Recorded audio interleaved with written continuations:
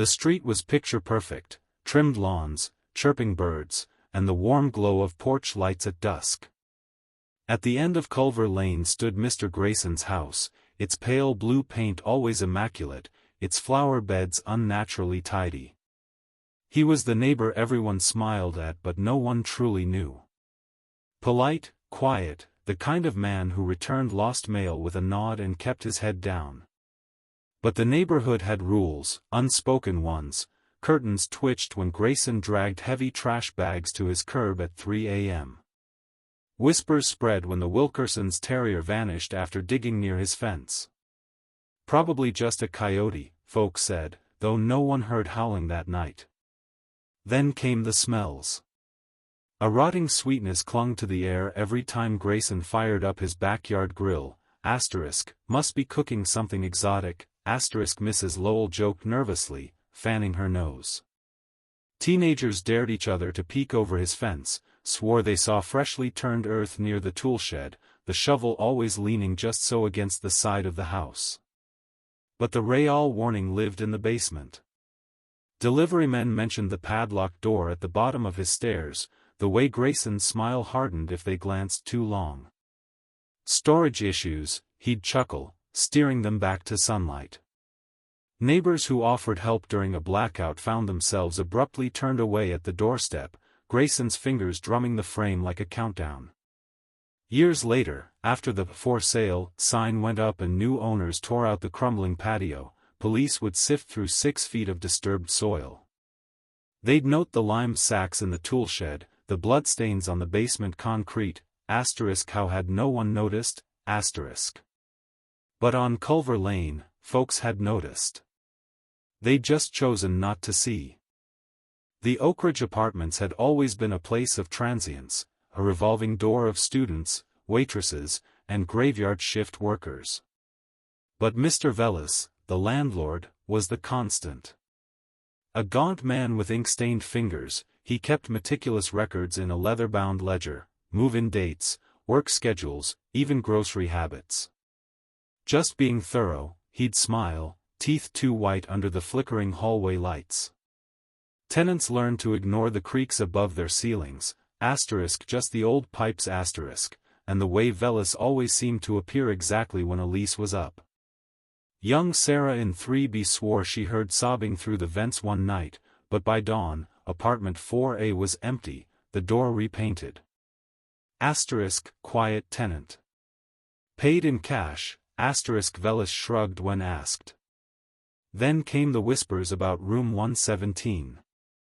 Marked "Boiler Access" on the basement blueprint, it stayed locked behind a steel door only Velis could open. The super claimed the room didn't exist on his schematics. Yet every few months, tenants near the east stairwell would wake to dragging sounds in the walls, slow, methodical, like something heavy being maneuvered through bones of the building. The disappearances were easy to explain away. Natalie? Transferred cities. Marcus? Eloped suddenly. The police barely glanced at the files, until a college student, hacking coughs from the black mold in her closet, punched through the plaster for air, and found strands of blonde hair matted with dried crimson. When the SWAT team tore through room 117's padlock, they didn't find a boiler. Just a stack of tenant applications with red X's over the photos, a bone saw glinting on a workbench, and a network of hollow spaces inside the walls, spaces exactly the size of a human body. As the coroner's van pulled away, the remaining tenants realized, Velis hadn't been maintaining the building.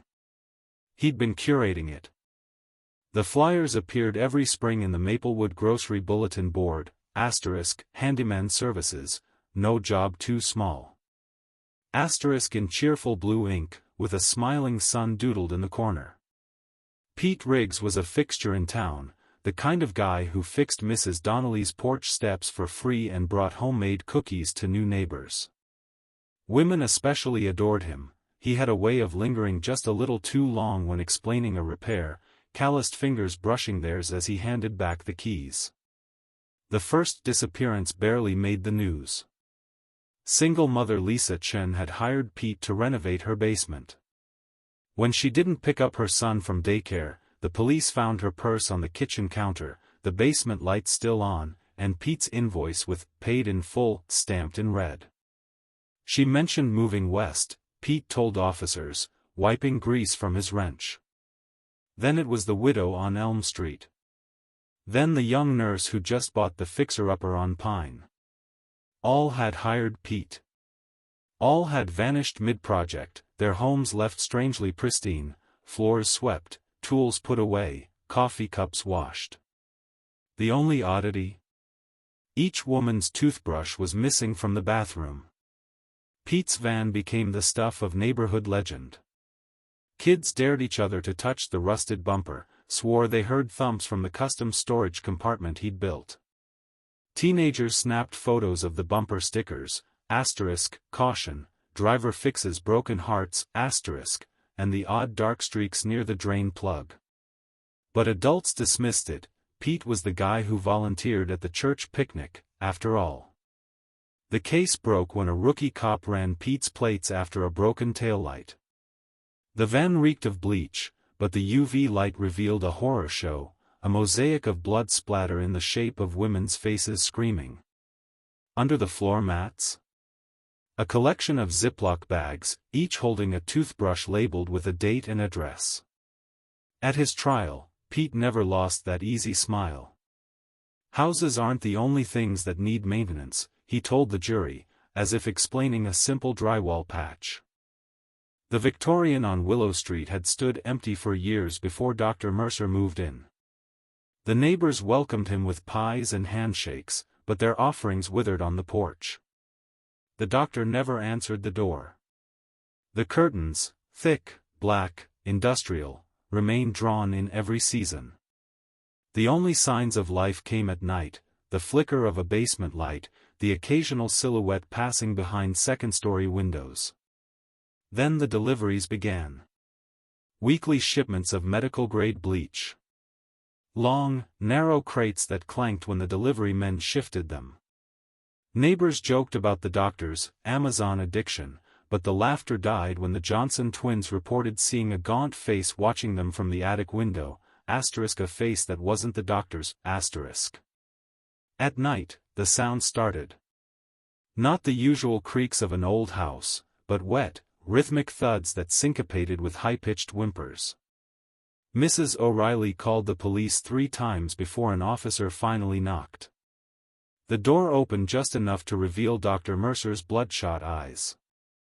"Medical research," he explained, holding up gloved hands slick with something dark. Perfectly legal.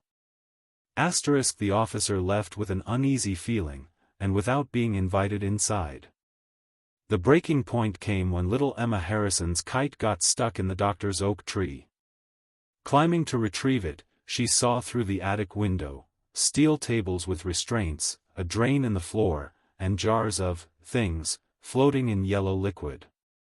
When her parents called the police, they found Dr. Mercer in the basement, calmly labeling a fresh set of specimen jars. The real horror was in the soundproofed room behind the false wall. The chains bolted to the floor were still warm. The 4 bags still half full. And the scratch marks on the inside of the closet door formed what looked like a calendar, 7 years worth of days, As the CSI team rolled out the last evidence bag, one neighbor noticed something odd. The doctor's moving van had arrived exactly 7 years ago to the day. The Thompsons were everything a neighborhood could want. Greg, with his perfect grill marks on the burgers. Marjorie, with her famous peach cobbler. Their backyard BBQs were the highlight of Maple Lane, cold beers, classic rock on the radio, and the kind of easy laughter that made newcomers feel instantly at home. But there were rules to their hospitality. You're between jobs? We might have something for you, family troubles? Our doors always open, At first, their generosity seemed genuine. When the Johnsons' nephew needed a place to stay after rehab, the Thompsons offered their guest room. When runaway teens appeared at the bus stop, Marjorie would bring them home for a hot meal. The neighbors praised their kindness, right up until those kids stopped appearing around town. They moved on to better things, Greg would say, flipping another burger. Then came the basement incident.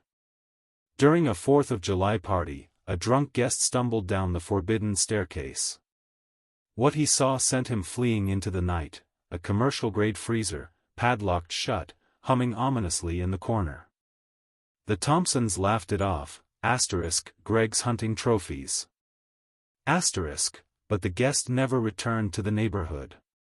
The final clue came from an unexpected source, the Thompsons' golden retriever. One morning it dug up the rose garden, revealing a femur polished clean. When police arrived with a warrant, they found the freezer wasn't for venison.